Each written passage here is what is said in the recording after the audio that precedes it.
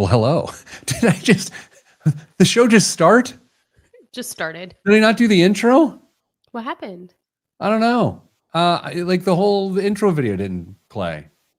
Well, here's the new intro. A podcast? Did your radio show get canceled?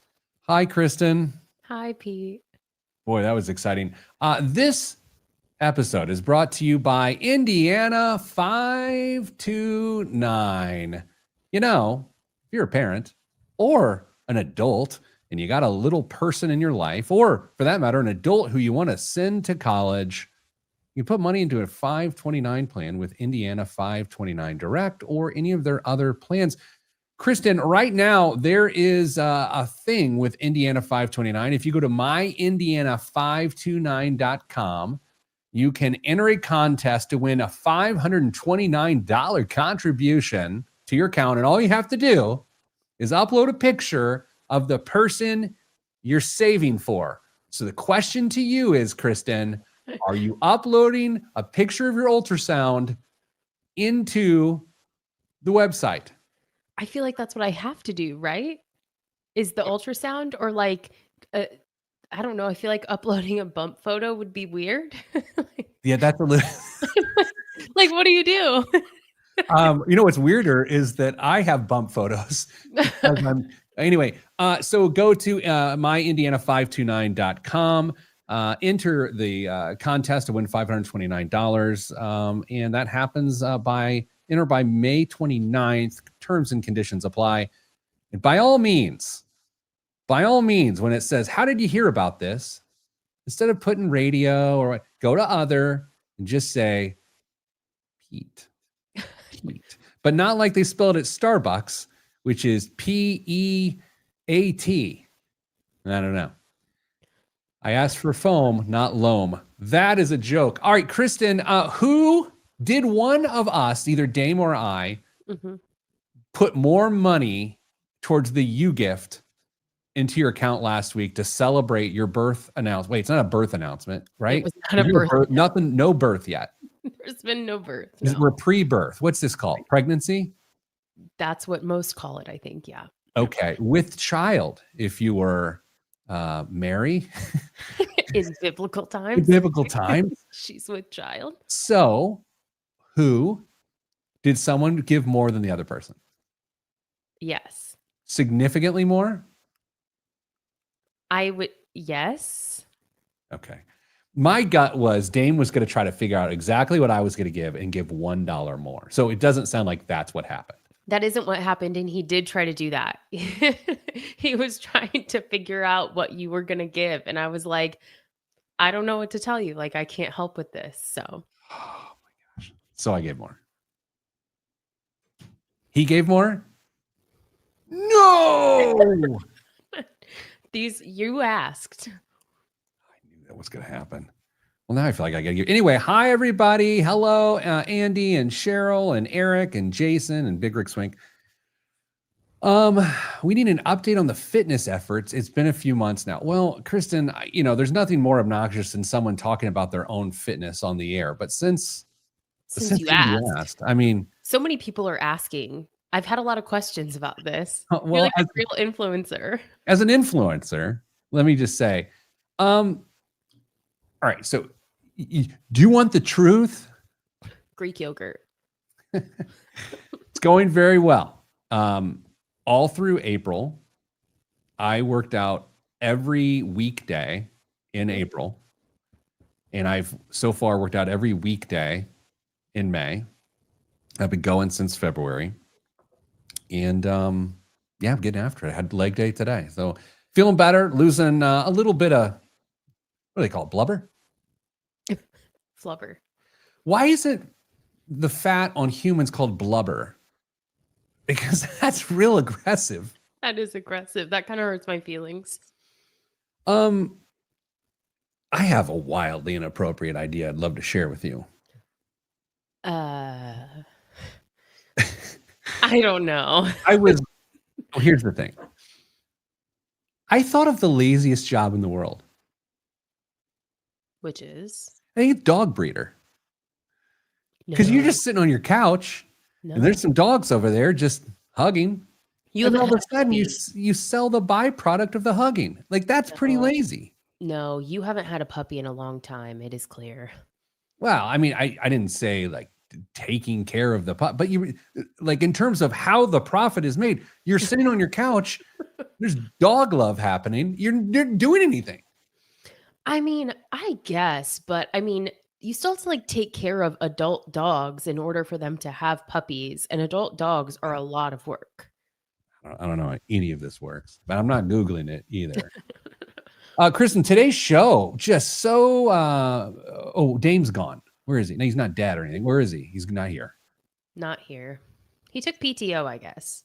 There was some hot goss in the office this week about funeral arrangements. Just like, what do you want? You like that topic? None of that goes together. What? No one's gossiping about someone's funeral arrangements. I don't know. We're live streaming on Instagram today for some reason. I'm scared about that. I don't know. Hey, a lot of you've been asking about where I got this top. It's super cute. We'll link it. Well, it's linked below in the link tree. Yeah, I'm just like, I've shared this on this show years ago. I think before you were on it. This is my personal opinion, and it's not reflective of what I think of others. I'll just say this. It feels very selfish to me to buy a burial plot. It's like, you know what? For $600, this piece of land is dedicated to me forever. It just seems, it's like, yeah, I'll move on. You guys keep going. You can have this spot I was going to lay down at. Like, just seems selfish to me. I don't know. Isn't it just weird? It's like in Carmel during the 4th of July festivities, people set their chairs out on the parade route for a week in advance. And they're like, this is my land. Well, when you die and you get buried, you're like, I'm just going to lay here for a while. Yeah. And it's just forever. And then it just seems selfish to me. I don't know. Yeah, I think we've talked about that on the show, but I think specifically in the context of in areas where there's not a lot of space. What does that mean? But I mean, to each their own, I guess. Sure. I will not be buried. Yeah. I'm not even freaked out by the concept. It just seems weird. It's like, yeah, burn me. I'm good. Whatever. Like, put me in a sewer. I don't care. I just don't. I literally don't care. But whatever. All right. So maybe a financial show. What are we doing? It was a really good topic. How to make smart money moves when the world is a dumpster fire, I think is what you called that. Yes. So there's a lot of things happening in the economy, good, bad, and everywhere in between, or fears of bad. Mm-hmm. But maybe the bad's not happening just yet. I don't know. But now people are like delaying decisions they shouldn't delay, mm-hmm. and hoping the world shifts around them. So today we're going to just get through this, like being paralyzed by all these moves, and then you're just waiting for something to save you. Talk about that today. So we're going to do a radio show here. New Pope. Indeed. I did see that. Ordinary papal. Ordinary people. Papal. Oh, no? Yep. Okay. Sent my book to the printer this week. Oh. Yeah. Never really talked about that too much. It's a big week around here. A big week around here. I'm exhausted. Big week around here. Big week. Your Moneyline, organization that you work for, named the 4th fastest growing company in the entire state of Indiana over the last 2 years. And that's with over 600,000 businesses. We were the, what did I say, 5th? Did I say 4th? I think you said 5. 5th fastest growing business from a revenue perspective, percentage-wise, in the state of Indiana. Found out last night. That's pretty great. I think it's phenomenal. It's so exciting to be able to be, when you're in it, you're working really hard. We work really hard at Your Moneyline, and just like, not that it necessarily like the external validation, should you or should you not care about it, but like, it is nice. You don't listen to 80s music or early 90s music, but there's the Walking on Sunshine, Walking on Sunshine, whoa. oh, it's like Ben, our colleague, always whistles it. Uh-huh. I was sort of has been going through my head since last night. I'm just sort of like, I'm on cloud nine. I'm like, hey, I'll take 24 hours to feel good. And then I'll go back to pain over it. Maybe tomorrow. Fair enough. Okay. Ready? Yeah, yes. 3, 2, 1. This week on the Pete the Planner Show, where we answer your money questions. Here's how the show works. Email us, ask Pete at PeteThePlanner.com. That's ask with a K. Pete at PeteThePlanner.com. And, we'll talk about what's going on. We'll talk about your question, and we'll try to give you the best answer we can. We is usually 3, but today we is 2, and it's me and Kristen Elanius. Hello, Kristen. Hello, Pete. How are you? I'm doing very well. Thank you for asking. Really? Is that, or is this just like sometimes people are like, how are you? And you're like, I'm good. But I mean, I it feel was like you really- meant that. Actually, it was kind of more of the latter on account of this weekend's a big weekend for us, but that's okay. Fantastic. Well, Kristen, a lot going on in the economy. I think I read a lot of journalistic attempts. I read an article in the New York Times this week that was so true. It actually, I was like, wow, they really nailed it. And it was this. Okay. There are 1,000 million signs that a recession is on the horizon, Okay. except for the data. Okay. Wait a minute. Yeah. Break that down for me. That sounds made up. No, they're basically like, conditions are ripe for a recession. Okay. Okay. I maybe think of it like tornadic activity. I don't know. It's like all the conditions are there. We're under a recession watch. Yes, we're in a recession watch, but we haven't really tipped over to recession warning yet. That's the best way to think about it. Love And it. it's true because, was it last week or last 2 weeks when the jobs report came out, Last right? week. Yeah. It was shocking. It Mhm. was shocking the number of new jobs in April. And so it's with that it's like, okay, well, we're kind of fine now, but people are delaying their financial decisions, which brings us to this week's topic. Kristen, you are seeing the trend Yeah. in which people are delaying things they shouldn't delay, hoping that policies change and this kicks in or this goes away, and it's not great. No, it's not, because particularly, we're really near and dear to the student loan space. And Pete, have we talked much about student loans on this show here of late? I don't Not think of we have. late. We had like years of that's all we talked about. Right. The Biden-Harris forgiveness, that was like all we talked about. And then it was like, we've talked so much about student loans. We're not going to talk about student loans for like 3 years. But there's a lot going on in the student loan space right now, with the SAVE plan being challenged in the courts, with garnishment coming back when we're talking in default for student loans. And so right now we're seeing so much of people just being like paralyzed by this fear and this indecision. It's hard as a practitioner to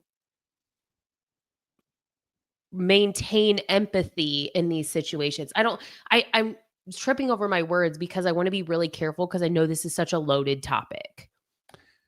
Yeah, it's a tough one, right? By the way, I want to amend a point we started with here, because YouTube live viewer Eric notes a negative quarter doesn't qualify as a recession indicator, because that is data. It does, it does, but it's still, I don't believe it moves into storm warning. I still think it's storm watch.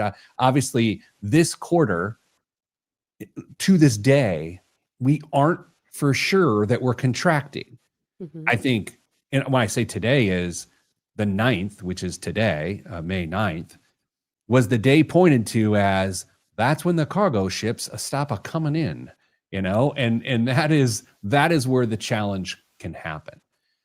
All right. So Kristen, to your point, I did some interview this week, and we were talking about the student loan thing, and they're like, well, what do you think? And I was like, about student loan payments restarting and garnishments possibly happening, and tax refunds being held back to pay off student loan debt. And by the way, Social Security payments being tapped to pay off student loan debts. And I said, yeah. It's uncomfortable. Yeah. Yes. And I don't mean that as like tough love. It's like, yeah, you have debt, and the circumstances of which are different for some people, but not so different for most people. It's, yeah, you have a debt, you got to pay it. Yeah, but you and I talked about this before the show, is like two things can be true at once. Is you can have incredible empathy and understanding for people who are trying to reintegrate these payments into their life, which, by the way, it's like 4 million borrowers are in late stage delinquency right now. It's a significant number of people. But what you can also understand is that the lack of movement in any direction on this liability is not serving them from a personal finance perspective. And so I have this love-hate relationship with the force function of student loan repayment, because the liability is not going away. It's going to be there. We need to figure out a way to integrate this into our lives. Here's a dumb metaphor for you. I need to have a sound that says, here's a dumb metaphor for you, because I make enough of them. There used to not be a law in which you had to wear your seatbelt in your car. Okay. Right? That wasn't a law.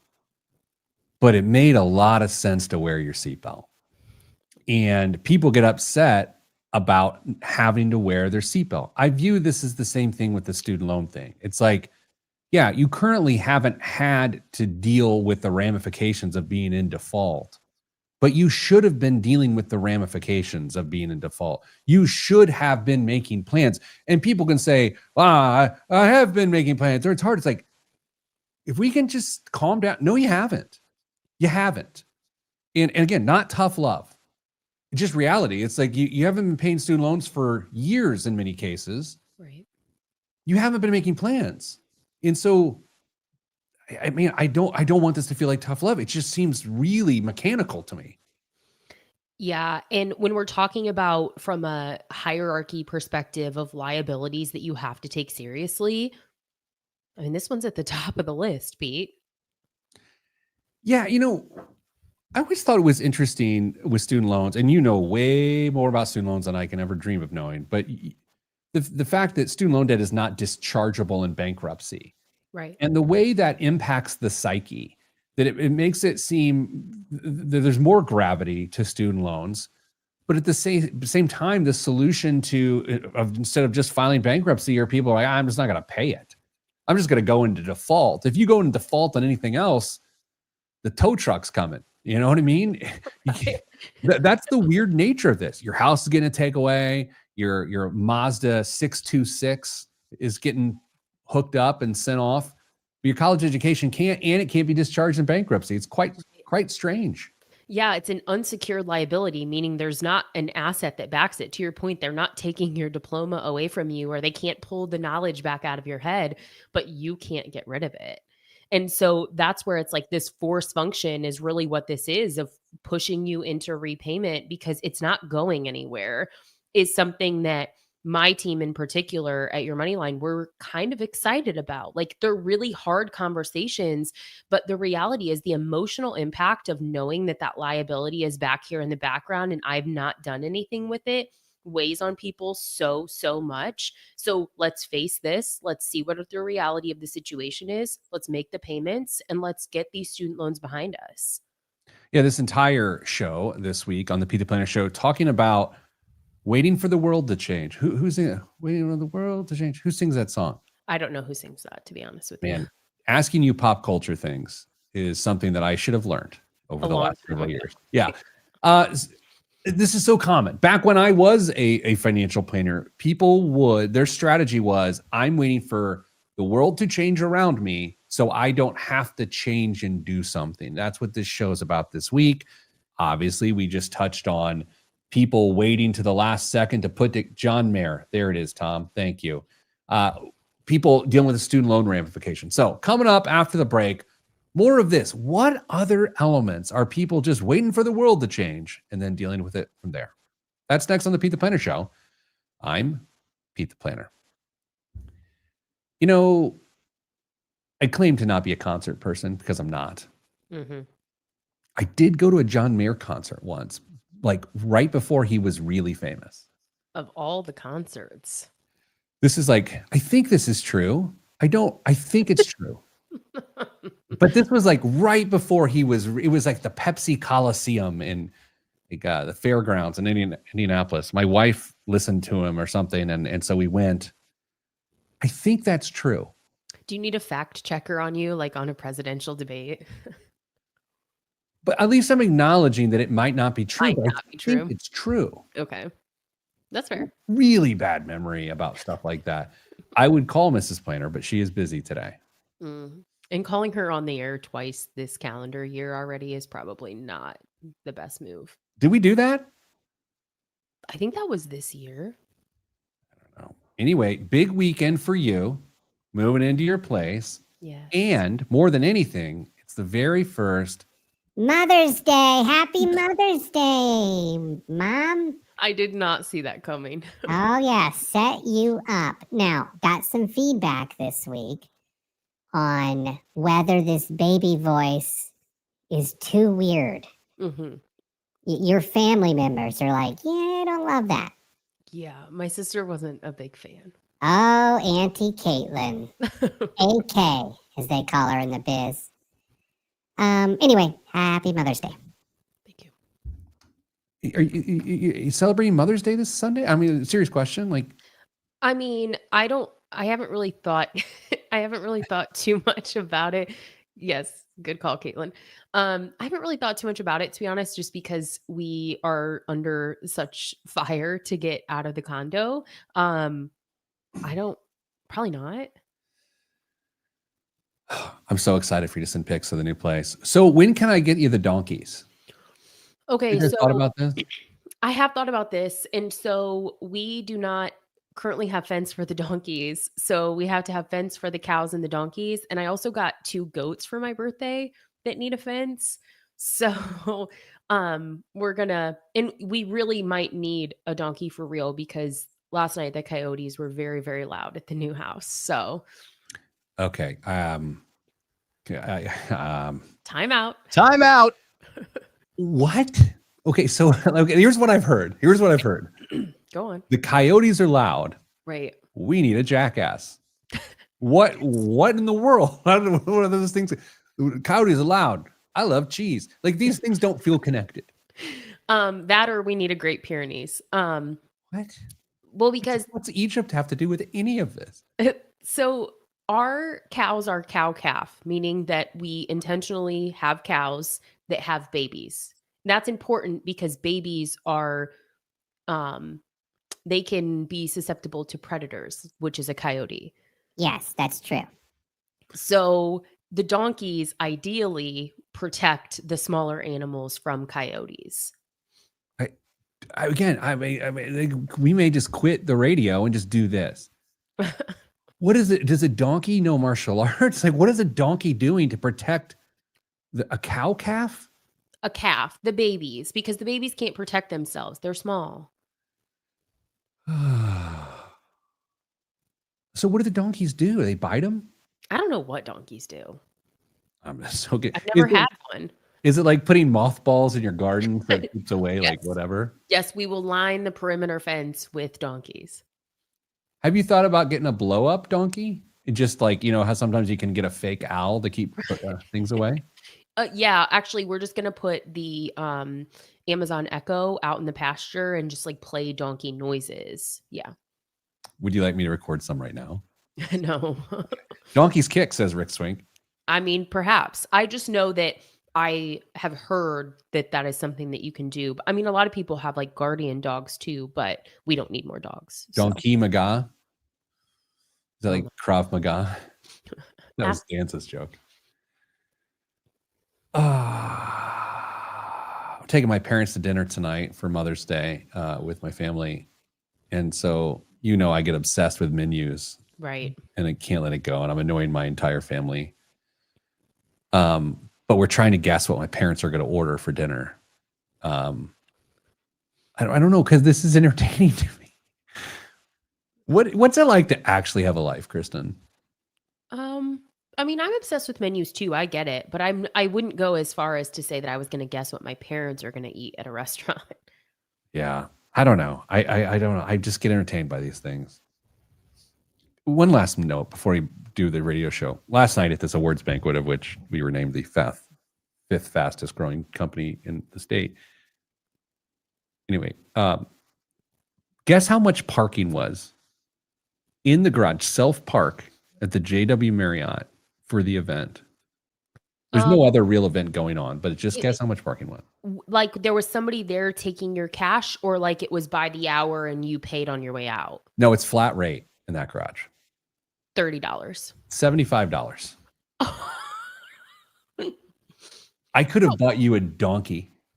I don't think so, but $75 is significant. I didn't park there. Someone told me beforehand. I was like, not today. Not today. That's insane. Valet parking overnight at several hotels in India is like $40. Listener of all time, best listener of all time, Jameson, the man whose car gets in accidents without him. You must Google videos of the donkey with the squeaky toy. That little dude cracks me up. Great. A new YouTube rabbit hole for Pete. Danza says I should have Ubered, but here's the problem. I get car sick if I'm not driving and I'm in a car instantly. Life is hell. Parking, traffic, car sickness. Yeah. Oh, what did I say before the show started?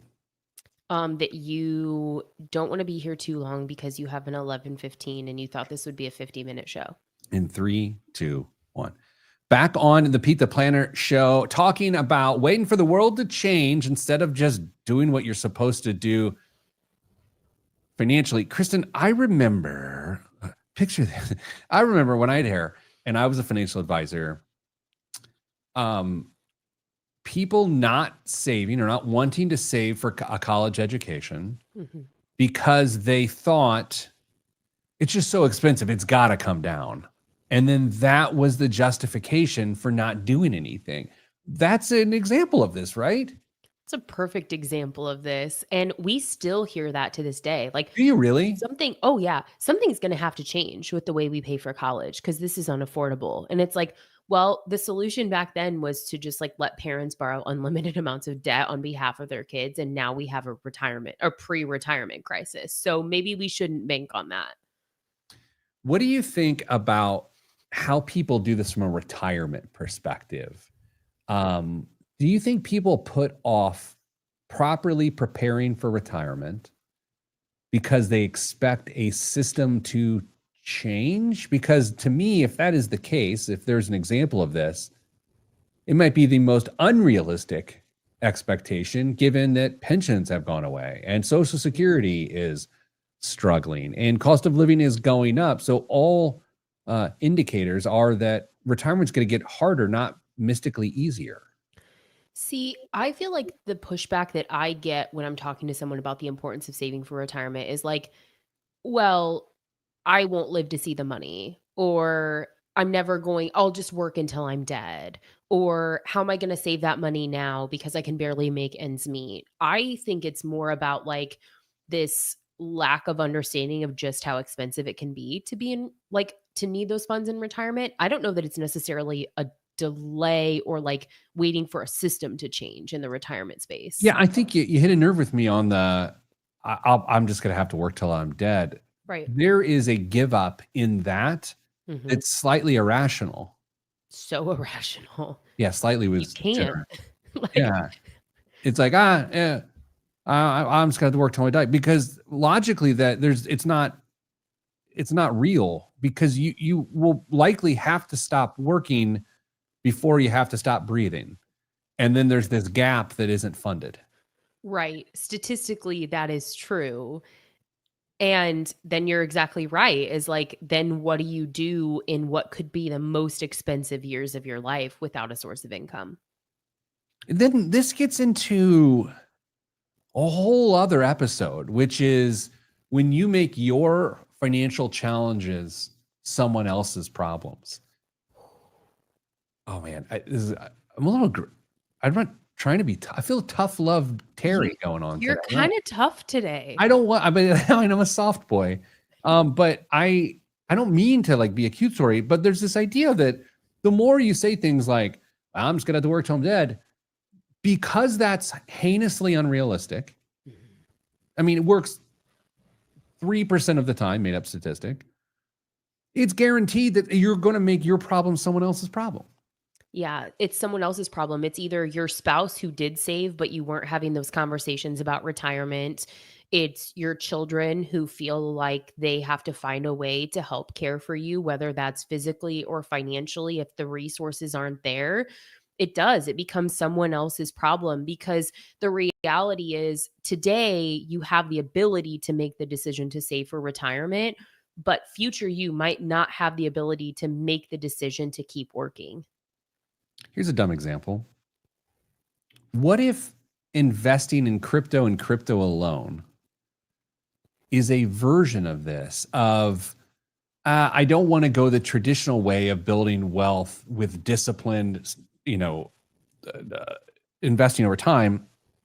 I want a dynamic, speculative explosion of value via crypto, and that's my plan. That's a version of this. It is. And I don't know how much you remember or how much this was prevalent for you, but in like 2016, I feel like the version of that we saw a lot of was marijuana stock. We saw like lots of penny stock, people investing in these like, hey, this is going to be the next big company, like the legalization is coming. And it was like a mini version, it wasn't nearly as big, of crypto, where people were trying to make up for that lost time or the dollars they hadn't invested along the way.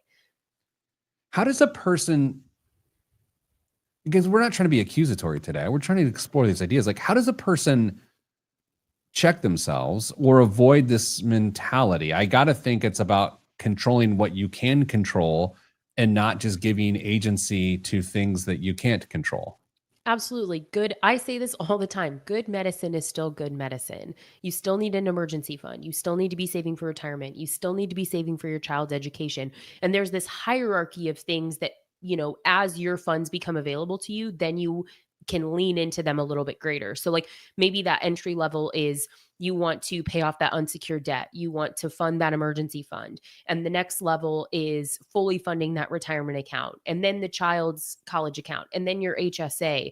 But those things are still good medicine, regardless of whatever political turmoil we feel like we're among. How much do you think this is about shirking responsibility or intellectual dishonesty when a person struggles with these things? Can you say more? I'll start with intellectual dishonesty. Like, if I look at myself in the mirror and say, I'm going to play in the World Cup when it's in the US next year, that's intellectually dishonest. True. No matter what level of vim and vigor I still have left in these bones. If you look at a situation, we'll go with the student loan thing, right? Of not paying your student loan payments. And you just say, something will work its way out.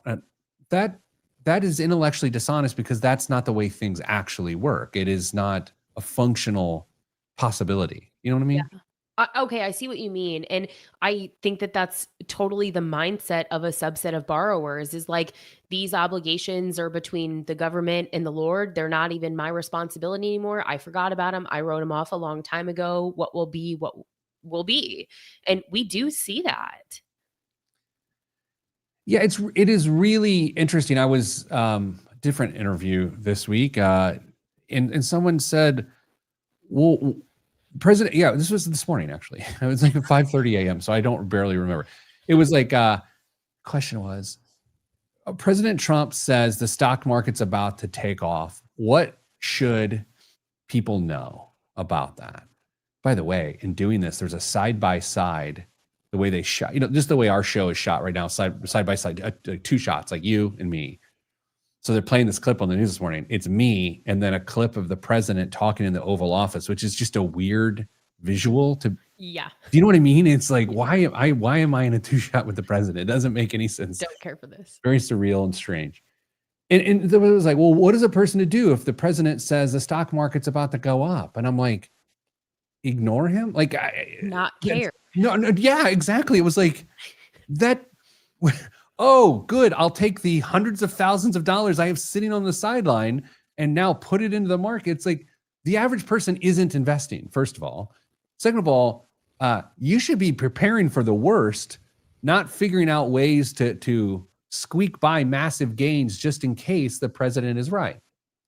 Yeah, because I think case in point is, I don't know about you, Pete. I perhaps I'm setting you up to fail here, but do you know what I have done as far as change in my retirement contributions? Nothing. Nothing. I've done Nothing. nothing. It's all the same.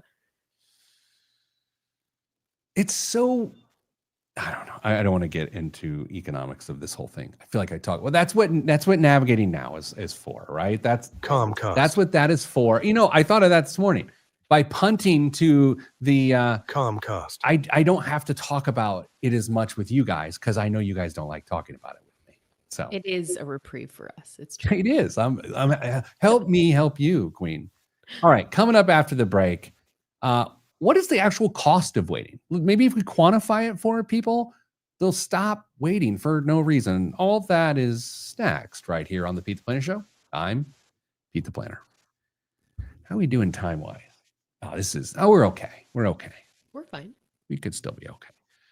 My man, Brian Pinkins, says, both my parents have gone back to work at the age of 71 and 68 with the purpose of getting by financially. Dad's working at Costco. My mom is working remotely in a telemarketing role. Yeah. Exactly. Yeah. But by the way, good for them in the now, right? Yeah. Amazing for them in the now. Yeah, making that hard decision instead of, delaying that to say, hey, we realize this math isn't mathing, but just not making a decision. So Andy notes doing some is better than doing nothing, but a lot of people fear that they can't fix it all, so they stay in denial. Boy, that's the truth. There's a binary action to this, right? Of like, I can't do it perfect, so I'm not going to do it at all. And that, first of all, that would not work here at Moneyline, but that does not work in reality either. yeah, and I feel for that. I'm someone who struggles with that. I want to be doing the best I can at everything that I'm trying to do. And so, yeah, it's hard. Craig P. Anderson, of course, wants a student loan discussion. Yes, you missed the student loan discussion, Craig. Sorry. That's what happens by being late. That's what you get. We're just a podcast. A podcast? Did your radio show get canceled? Not yet, No, but it's going to. someday. I've talked to you about. Doesn't it look like my hand's gonna come through the divider of the screen here and like reach into the side of your head? Yeah. If I heard that anyway, visual. Show is gonna get canceled. The radio show will get canceled. My column will stop being run. This podcast, no one's gonna give a darn about it at some point. I'm okay with all three of those. Yeah. That's why some people, like you think of like a Peyton Manning, probably could have gone a couple more years with a taped together draft neck, but won the Super Bowl. He's like, peace, I'm out. Yeah. What if we do something good? And I'm just like, let's just end it there because High. that's more my style. And then be like, That's let's funny. just be done here. Craig, you were not doing work. Okay, Craig's like, oh, I work. No, you weren't. You weren't working. We know that.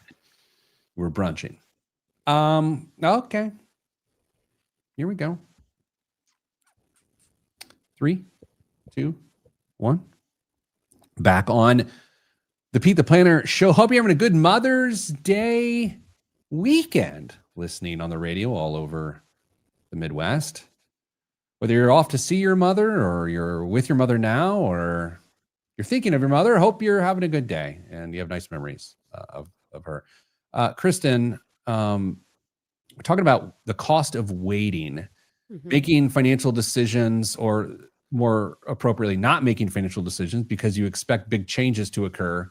And then now you've waited and you've lost opportunity. How does a person begin to quantify the cost of waiting to make these decisions that are so important?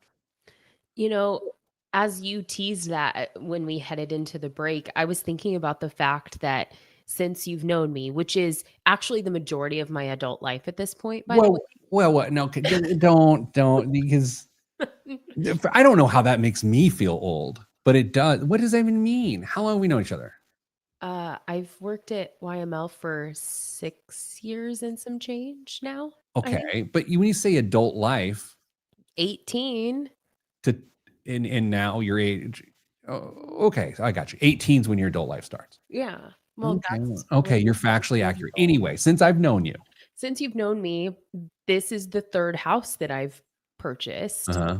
And I distinctly remember when I was going to buy a house like 6 years ago, you and Dame were like, well, I don't really know if that's a good decision because everybody was so scared of the housing market. And I'm not going to say that there wasn't risk involved. You have to still make really intentional decisions in some of these spaces, but like kind of worked out for me. Dame was wrong. Dame was actually the one who was like the most against it. I don't remember what I said. Here's one for you. We got a bunch of college grads flooding the job market here. Mhm. Actually, grabbing one or two of them ourselves. Two. We have 2 college grads starting next month here at Your Moneyline. What about the idea that it's so common for a new college grad or someone just entering the job market, I should say, for the first time to say, I'll figure out retirement later because it'll be easier to figure out later. Gosh, so much like I get it, right? Even as someone who majored in personal finance and financial planning as an undergrad, graduate college, you're faced with this decision of how much do you invest? What do you invest it in? I also have to choose my student loan payment. I have a car payment for the first time. It's so many decisions that you have to make at once when you're pushed out into full-time employment. But the cost of waiting, especially because you and I both know it's not going to be like a 6-month delay. No, it's You like, years. yeah, it's you maybe you're going to think about it again at the next open enrollment, maybe. Like and that's just going to be, "Oh, I should have done that." Not that you're actually going to make change and invest. That can cost thousands and thousands of dollars over the course of your career. I have no data, but I think what more likely happens or more often happens is that a person goes to their first job, which is usually like 2 years, right?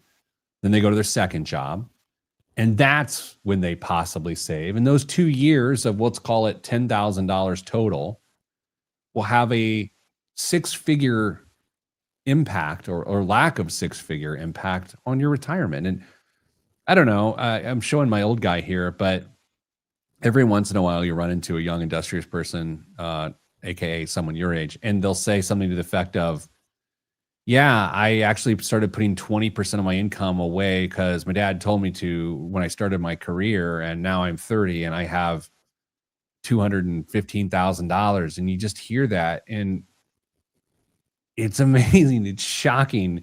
And you know that person's head is screwed so tightly on their shoulders. Yeah, that was some of the best advice I ever got as I was leaving my undergrad was I had a professor, his name was Jay, and he told us all, he was like, some of you are in this major, some of you are going into financial planning, some of you aren't. You're just taking this class to because you needed another course, but you've never, when you step out into your full-time work, you'll never have made as much money as you're going to be making in that moment. So you're not going to miss it. Just sign up, contribute the dollars, and just make that a practice. Make that part of who you are as a full-time working adult. I had a one-on-one maybe a month ago with our intern, Abby. I was just having a Zoom call or whatever. And I don't get to talk to her much, right? Just based on our different roles. But she was just saying, like, she really kind of fell in love with personal finance as a college student and it finds it fascinating and everything she gets to observe at Your Moneyline. And after getting off the phone with her or the Zoom, because there's no such thing as a phone anymore, I thought, man, she's so set up because she knows exactly what to do. And I was jealous. I was like, man, I wish I were you, because I think it eliminates some of the 20s are hard. They're really hard. There are a lot of survival sort of feelings there. But I feel like if you get the basics down, you're going to avoid a lot of the things because you can't afford to get in trouble. Yeah. And to your point, if you're not someone who's taking these courses or majoring in this space, you don't likely have any sort of formal education on the importance of retirement or compound interest. And so I think it's our job collectively, and I mean you, the listener, too, because as someone tuning into this program, you're learning more about personal finance than your peers for sure, is to say to the college grad that you know, like, hey, what does your retirement package look like at your work? Like, do you have any questions? Do you need any help?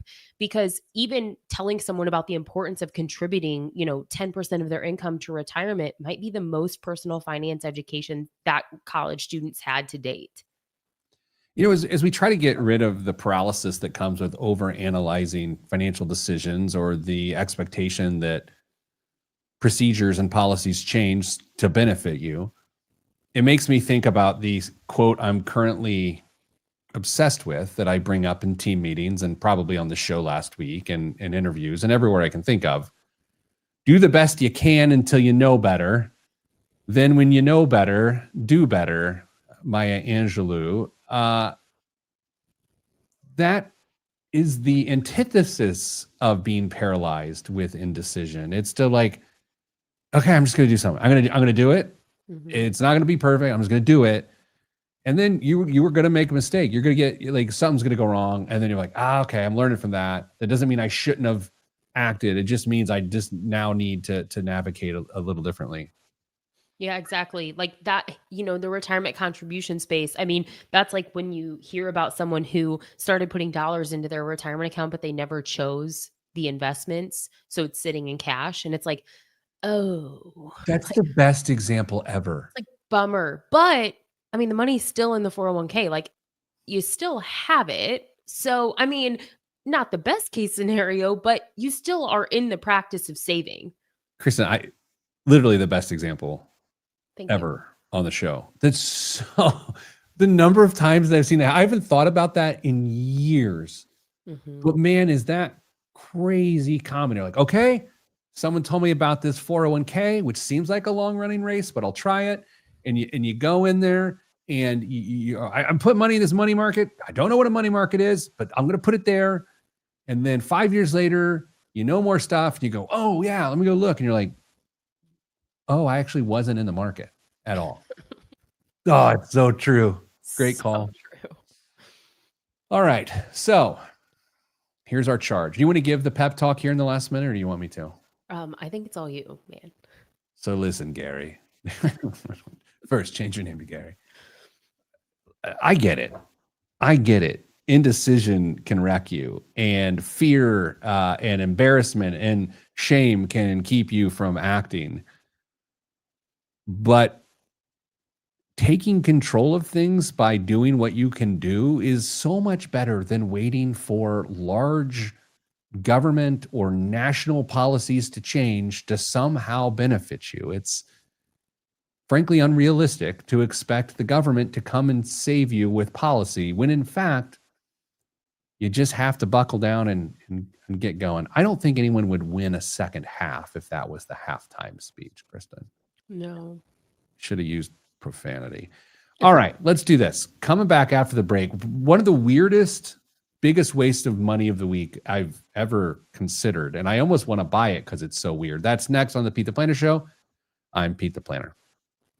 We're actually going to finish at a decent time today. It's true. Despite all of the talk about the new house and the menus and the donkey and you voicing my unborn child. And the dog breeding. Like we've been around. What is wrong? A lot, frankly. So you know me well enough. I think you might know this about me. I don't know. Do you know this about me? I care about impressing my wife. Like I don't do it often. It's been a decade or so. But it's what I like it. I don't know. I just want her to be somehow impressed with what I'm doing. And whether it's a joke or a meal or she's not impressed by a single business accomplishment of mine. So I don't even try there. It's just like I want to impress her. And my current psychosis around this has me quoting Maya Angelou all the time now. Because she loves Maya Angelou. And so like I was speaking at a thing on Wednesday downtown and I was like, as Maya Angelou said. And I'm like, what is wrong with it? She's not even in the room, but I want her to. She's not gonna listen. Yeah, she's not going to listen to this. She wasn't in the room at the convention center. And I'm just like, I just walk around expecting someone to go, hey, I saw Peter and he was quoting Maya Angelou. And I don't know. I don't know why I'm doing it. That's so funny. Does your special friend, does he like to impress you? No, No, I don't think so. he impresses me. Does he like to impress me? Yes, he actually cares. Like when he finds out that you guys say stuff about like me or him on the show, he'll always be like, well, tell Pete. And I'm like, you tell Pete. Yeah, he should definitely not care what I think, but he's an impressive fella. Do you try to impress him? Yes. His opinions.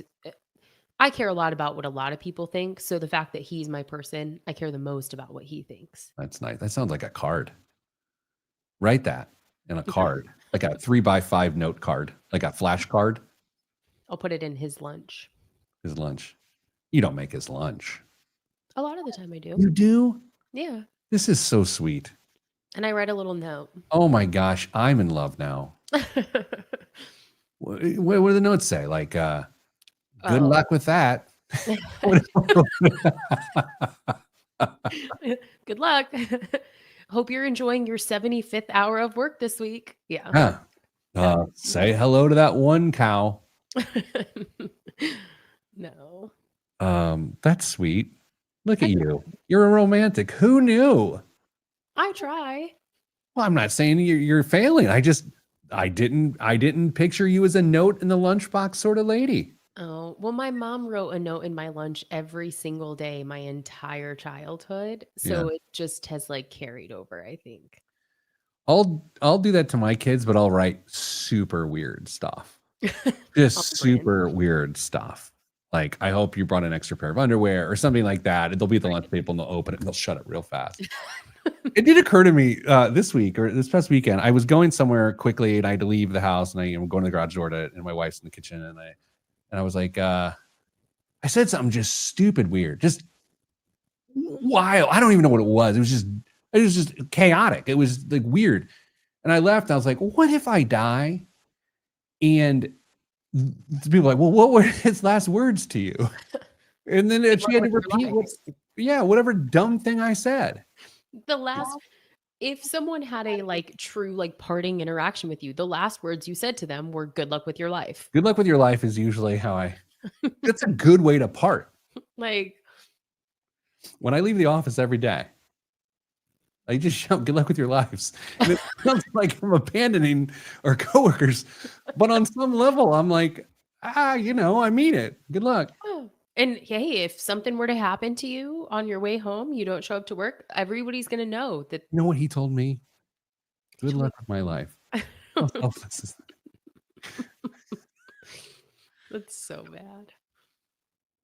Is it always this chaotic when Dame's not here? Not usually, no. I'm a little jacked up today. Yeah, I'm only here for a half day today, so I have a little more energy too. Like I'm ready. I also feel like you haven't been feeling well, and you sound like you feel so much better now. Oh my gosh, I feel so much better. I still have this like residual cough thing going on, but like I'm not getting sick every day, and I'm not coughing all the time. So you getting kicked and stuff yet? Like not yet. Not yet. Not yet. I don't know how the human body works. She's not that big yet. She only weighs like 6 ounces, I think. Did you do the whole like, oh, she's the size of an avocado? Do you do that whole thing yet? Well, I have an app. I don't know what she is today. Last week was an onion. What kind of onion? Like a Vidalia? I know, that's like what I said. Onion. I'm like, onions. She's not like a pearl onion. She's like a pearl onion. She was a pearl onion weeks ago, but I don't know what the fruit or vegetable is because it changes today. Onion is wholly unhelpful. Agreed, because onions are, well, all fruits and vegetables are wholly unhelpful. One of the weeks is a cucumber. I'm like, that's not helpful. That's not the shape of a baby. Who came up with this? I don't know, the what to expect app. That's the shape of a cat. It's like a cat. It's a baby. It's a human. But yeah, I think she weighs like 6 ounces. So do you think the dogs know yet? Kahlua definitely knows. Yeah, she is like glued to me. That's Mojo has no clue. I totally buy that. That's just like amazing, animals are like that. She is like, normally she doesn't really care too much about me. She prefers my person. She prefers all men over me, actually. And she is like glued to me. Just think how lazy her breeder though was. I don't know if I have dog breeders in the audience, or I used to have dog breeders in the audience. Yeah, not anymore.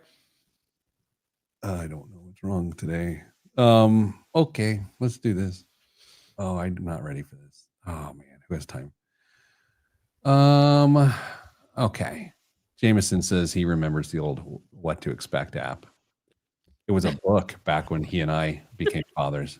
Not with, each other's children. You know what I mean? Yeah. That's not what I want. I'm working on it. Sorry, everybody. I am an old man and I cannot think or see. Trying to get the biggest waste of money of the week. I'm going to butcher it. All right, we're just going with it. We're going to just deal with it. All right, here we go. 3, 2, 1. This week's biggest waste of money of the week right here on the Pete the Planner show is the pizza caviar bump box.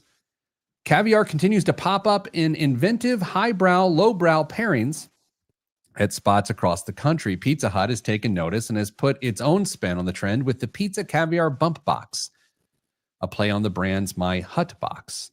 It includes 1 cheese personal pan pizza and either 3 boneless wings or fries, all topped with pepperoni-flavored pizza caviar, caviar-style pearls made from pepperoni-flavored water and agar-agar. So nice, they named it twice. A highly limited time item. It will be available exclusively on the 8th Avenue Pizza Hut in New York City. Kristen, so this isn't actual fish eggs, just so you know. It is not. It is not actual fish eggs. It is like think of like a boba, but it's made with like pizza flavored water and like seaweed, agar agar. What do you think? I would eat this, first of all. Oh, I kind of want to try it. I think it's kind of cool. Do you like caviar?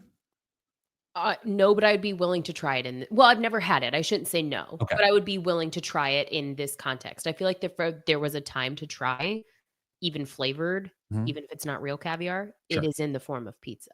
What do you think this costs? This costs, I have no context. This costs $90. $25. What? It's a steal. It is a steal, super limited.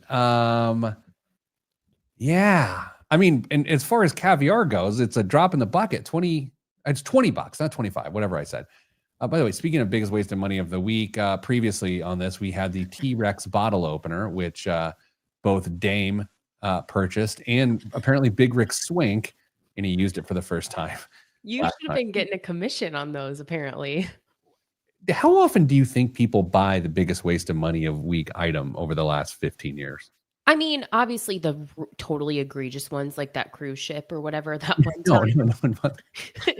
But like the reasonably priced stuff, I bet things get purchased not infrequently. Kristen, what is in the news this week? The Fed isn't in the circus, but it's definitely walking a tightrope. Oh. Can I get a timeout on my own story? Everybody was talking about Molly. No, that's not the one. No, that's not it. Oh, that's not. Oh, no. Time out. There we go. Thank you. I did not write that joke. Okay. This is Dame put the news together. I did not write that. That seemed very Dame. I did not write that. Okay. Fed's walking a tightrope. The Fed's in the circus. Anyway, the central bank held interest rates steady at 4.25% to 4.5% as expected. Fed Chair Jerome Powell says they're in a wait and see mode, watching data roll in before making any big moves, especially with Trump's proposed tariffs looming overhead. Trump, not known for his subtleties, called Powell, quote, a total stiff, unquote, and renewed calls for rate cuts, though he backed off past threats to fire him. Powell, for the most part, says political pressure has no effect at all on Fed decisions. It's got to be tough to hear the president trash talk you like that. I mean, me personally, Pete's doing a great job. Everybody's happy with him. I've never experienced it. Though, here's the thing. If he's ever consumed an ounce of my content in which I'm observing his policies, it probably would not speak generously of me. Probably not. He'd probably he'd probably copyright your clip. Yeah. I will say this, though. I found myself really agreeing with some stuff. So it's like okay, I agree. Well, yes. What? I'm just surprised. Well, no, I mean, look, I try to be intellectually honest occasionally. I agree with the student loan repayment thing starting. I absolutely 100% agree with that. And I don't even think it's like this mean-spirited thing. It's just like, yeah, that makes sense. And that's it. Okay, what else is in the news? Speaking of student loans, I know. Student loan collections are officially back. For the first time since the COVID era pause began in March of 2020, the federal government has resumed collecting on defaulted student loans. If you've missed payments for more than 270 days, Uncle Sam may now start pulling money from your tax refund, wages, or other federal benefits. This is a growing problem with over 5 million borrowers in default, another 4 million in late stage delinquency, and only about 1/3 of federal loan holders made regular payments during the pause, according to the Department of Education. Getting sent to collections isn't just stressful, it's expensive. A default can tank your credit score by up to 171 points per the New York Fed, making it harder to borrow or rent in the future. To the point of our entire episode, if people are in default and they just heard exactly what you said, don't wait. Don't wait. Just start now. Right. Go to studentaid.gov, put your income information in, try to get on an income-based repayment. If you think that payment's too high or you need to rehab your loan, particularly if you can rehab your loan, you can fill out a form that has your other expenses on it. Like, you have options, but you have to take that first step. Studentaid.gov. Know what your liability looks like. Oh my God. The more you know. Doon, doon, doon, doon. Man, To help. you're on fire today. I'm just trying to help. So the direction, go to studentaid.gov, Right. log into your account. You get your file. What's that thing called? You can get your national student loan file, but if you're just looking to figure out what your monthly payment's going to be, they have a loan simulator tool, and you can put in your income information. It'll take all of your student loan liability, and it gives you different repayment options, whether based on your income, based on a specific amount of time. You have options. I feel if I almost want student loans so I can do that. Yeah. That's not cool at all. I'm sorry. What else is in the news? Here's a little more lighthearted one for you. Oh, A good. Kentucky mom got a crash course in childproofing and candy logistics after her 8-year-old son placed a $4,000 Amazon order for lollipops. Holly says her son Liam was just trying to plan a neighborhood carnival, as one 8-year-old does. And naturally, he figured step one was ordering 70,000 dum-dums. He was using her phone, and by the time she noticed, 22 cases of suckers had arrived on her doorstep. When I saw the total, I just about fainted, she said. Turns out the order wasn't even complete. 8 more cases were still out there in postal limbo, and after a trip to the post office and a few conversations with her bank, she managed to get everything returned and her money refunded. Amazon, to their credit, eventually called and made it right as well. How much was the bill on that? $4,000. Oh my gosh. First of all, that's terrible. Man, lollipops are cheap. That's a lot of lollipops for $4,000. Well, he bought them in bulk. The son bought them by the case. So I imagine there was quite the discount per unit. There's so many bad jokes here that I'm not even going to do it. I can't. It just feels way too cheap. Perhaps not. Anything else in the news? Yeah, a little bit shorter one. Warren Buffett is stepping down, and this is for real this time. At 94, the legendary investor closed out Berkshire Hathaway's annual meeting by announcing he'll step down as CEO by year's end. The news stunned the crowd and his successor, who hadn't been told in advance. That sounds like something I would do at an all-team meeting, just announce something. You're just like, you go, okay, and actually I'm gonna step down, so Molly's gonna take over, and you just like walk out. And Molly'd be like, Beautiful, wonderful, incredible. yeah, oh man. All right. So that's it for the show, right? This is gonna be a long outro, but happy Mother's Day, all moms out there. I appreciate all you do. If you get a chance, you got some free clicks left, go to the IBJ.com, Indianapolis Business Journal, search Pete the Planner. I wrote a special Mother's Day column about how mothers really sort of, with so much of their love and attention and time, and in some cases money, were the ultimate in budgeters and really taught you how to deal with resources when you're a kid. So check that out. Kristen, we of course want people to subscribe to the podcast, just wherever you get your podcast. I'm going to try to get our show simulcast on Spotify, the video as well as the audio, like some very popular podcasts are, but I got to do that some other time. I'll figure it out. Anyway, Kristen, have a good weekend. Sending good vibes, because good vibes are all that's in the budget. I'm Pete the Planner. This is the Pete the Planner Show. Okay. The column was really good, by the way.